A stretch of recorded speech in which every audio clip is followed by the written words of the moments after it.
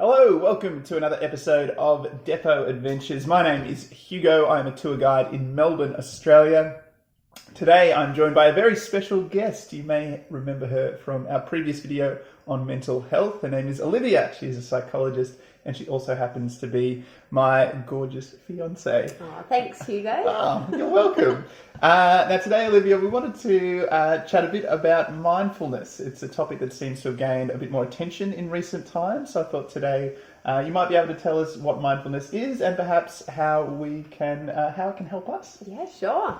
So mindfulness is about paying attention to the present moment, and it's bringing an attitude that is non-judgmental to our experience. So it's noticing what thoughts we might be having, what our feelings might be, and what might be happening around us. And how it can help us is that sometimes we can get lost in our heads, getting caught up in thoughts, and that can become problematic if those thoughts are particularly worrying about the future or ruminating about past events. So mindfulness is like bringing our brain to the gym, training that awareness muscle to help us notice when we're lost in thought and bring us back to the present. Great, and you save on all the membership fees, unlike normal gyms. That's it. It's a practice you can do at home. So one practice you could do is a mindfulness of breath exercise. So this is a way to formally sit down and practice mindfulness, and you could do that with an app such as Smiling Mind or Calm.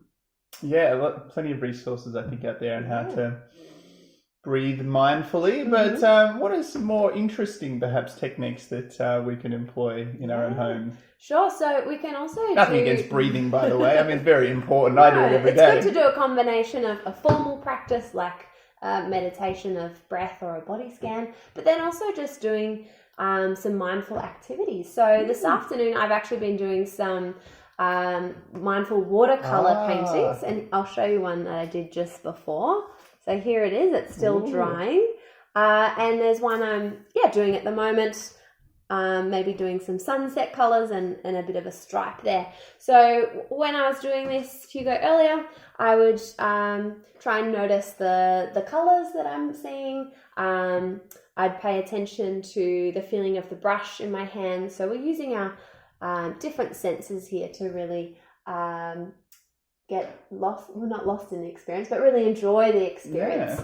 There's some other things we can do though to practice mindfulness, and one of those is mindful eating, and we've brought some almonds along. So with I'm going to just talk Hugo through the exercise. I can do this eating on camera. I'm getting paid to eat. This is great. Hugo, would you like to take an almond from the jar? Is this one okay? That's perfect. I've chosen this one. For the next minute or so, if you just think through these answers in your head, so I'll run through the questions. This will help you really get into the experience. And not be distracting. Yes.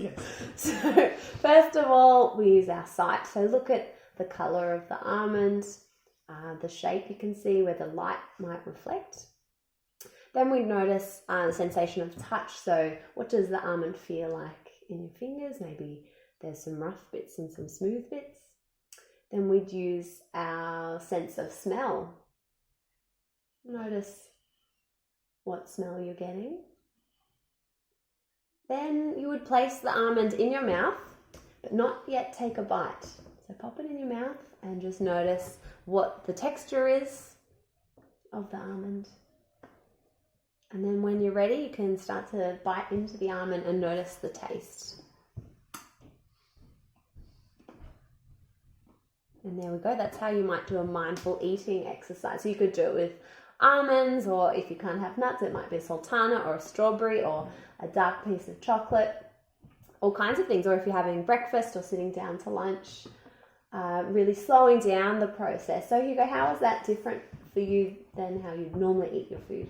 Well, normally I'd just shove it in my gob. Maybe while you're watching TV or on your phone. Certainly I was more cognizant, more aware of the flavours and how long they lasted, I guess, as compared to just regular just shoving it in my mouth. Thank you. That's all right. That was great. I also wanted to point out that You here don't have an expensive paint set. No, this is about $10 you haven't from done any Officeworks. art training. So it's I think a child's kit for ages 8 and plus. Yeah, so I guess don't put any limits on yourself. Yeah, no pressure. It's just about having a go and enjoying the experience. And when you're doing something creative, you're less likely to be caught up in your thoughts where you might be thinking about work or housework you need to do later or preparing a meal. So it's just coming back to the present. Another way we could do mindfulness, and I love to do this one, is just savouring a cup of tea or coffee. So noticing the warmth of the mug in your hands, noticing the smell, the sight of the coffee or tea, and enjoying that taste. It's a chamomile. So might do a cheers. Cheers. Thanks for coming along. Thanks for tuning in. Oh, thanks for tuning in. You weren't tuning in. Thank you, Olivia. We'll give you the depot hat because you've earned it. Wonderful. Oh, maybe I should leave it on. Thank you very much. We hope that you found this video on mindfulness useful. Please subscribe and check out more of our videos here at Depot. I'll put a link into our other video that Olivia has been a part of. And if you want more of this content, just let us know. Because Olivia's, she's desperate to be on the screen more, aren't you, Liv? I need a smaller hat if I'm going to be on the screen more. Thanks for tuning in. We'll see you next time here at Depot Adventures. See you later.